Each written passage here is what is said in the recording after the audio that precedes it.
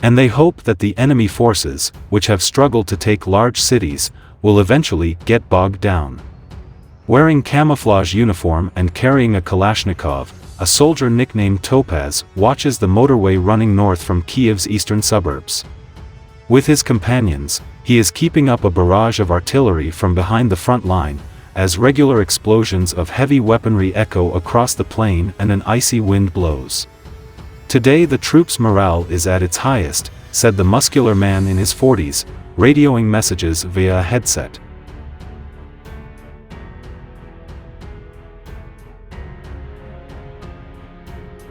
The day before yesterday, we pushed back the Russian tanks by a few hundred meters, he says, smiling, in a pause between two exchanges of fire. A video of the feat, captured by a Ukrainian military drone and posted on social media, shows a column of about 20 Russian vehicles, many of them tanks, moving southwards along the motorway.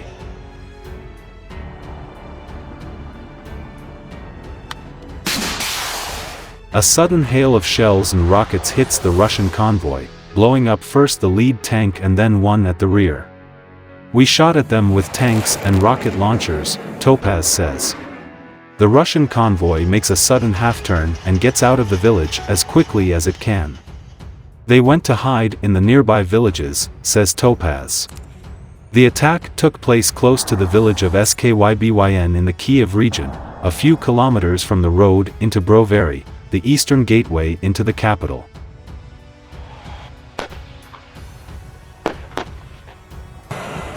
According to several Ukrainian soldiers, at least 2 Russian vehicles, one of them a tank, were destroyed, which the video appears to support, and a Russian tank commander was killed. On the Ukrainian side, we had 5 wounded, one of whom is in a critical condition, after the Russian side opened fire in response, says one soldier, Ilya Berezhenko, 27.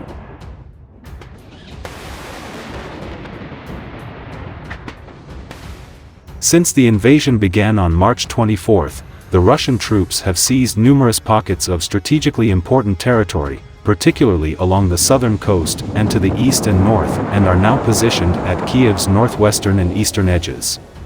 But they seem to have run into difficulties in winning large cities such as Chernihiv or Kharkiv, and in the northeastern Kiev suburbs of Bucha and Irpin, as well as in the east.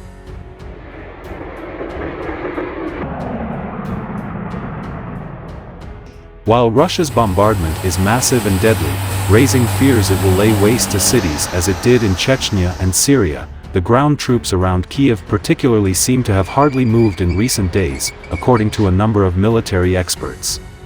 To the east of Kiev, Russian tanks a few days ago reached a point a few kilometers from Brovary, with the initial impression being that they had driven 150 kilometers, 90 miles, from Belarus in the north, a close ally they can use as a rear base.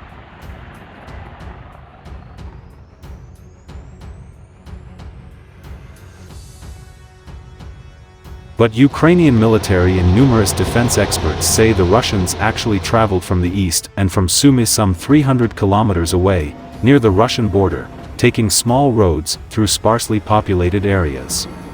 At the start of the week, the Russian tanks arrived a few kilometers from Brovary and positioned themselves in surrounding villages. Locals said they counted more than 70 military vehicles, including around 40 tanks and around 300 soldiers.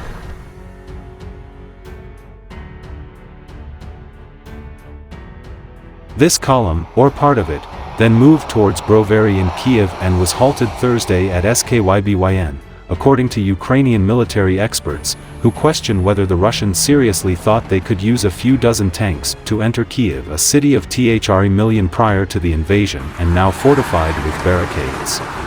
I don't know why they are doing that, says Berezhenko. You'd have to be mad, or misinformed. Or else, they just want to confuse us.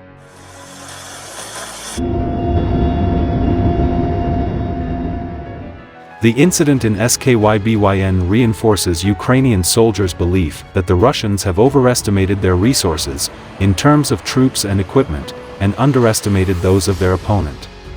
They have to camp in villages in temperatures of nearly -10°C at night.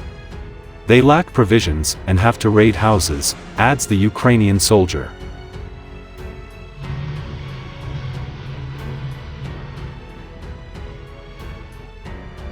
The Russians nevertheless have advanced far enough to raise fears of Kiev becoming encircled imminently. In the capital, only the roads to the south are still open and the city is preparing to mount a relentless defense, according to the Ukrainian presidency. The Russians could continue to destroy and bomb Ukraine, but they don't have enough men or equipment to occupy the country, says Berezhenko, giving his view that Moscow's soldiers are not numerous enough and are far from home and will end up wearing themselves out.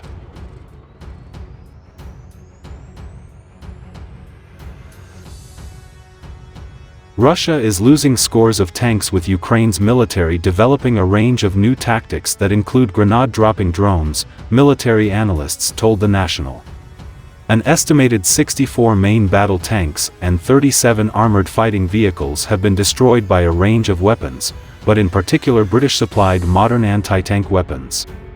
Military experts are also baffled by the brazen Russian tactics in which tank commanders advance without infantry or artillery support, making them highly vulnerable to ambushes.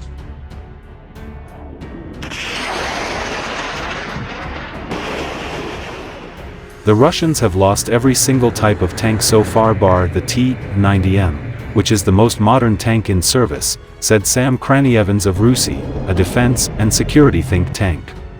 From the Russian perspective, that means some of their most capable and elite formations have been caught up in the fighting and suffered losses. The huge 64-kilometer armored column, stalled for over a week outside Kiev amid food and fuel shortages and attacks by Ukrainian troops, has been seen on the move again.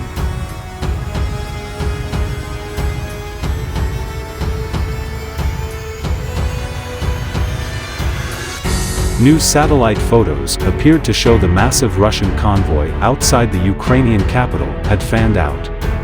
The purpose of the latest move was unclear, though Russia is widely expected eventually to try to encircle the capital. Britain's Ministry of Defense said that after making limited progress, Russian forces were trying to reset and reposture their troops, gearing up for operations against Kiev.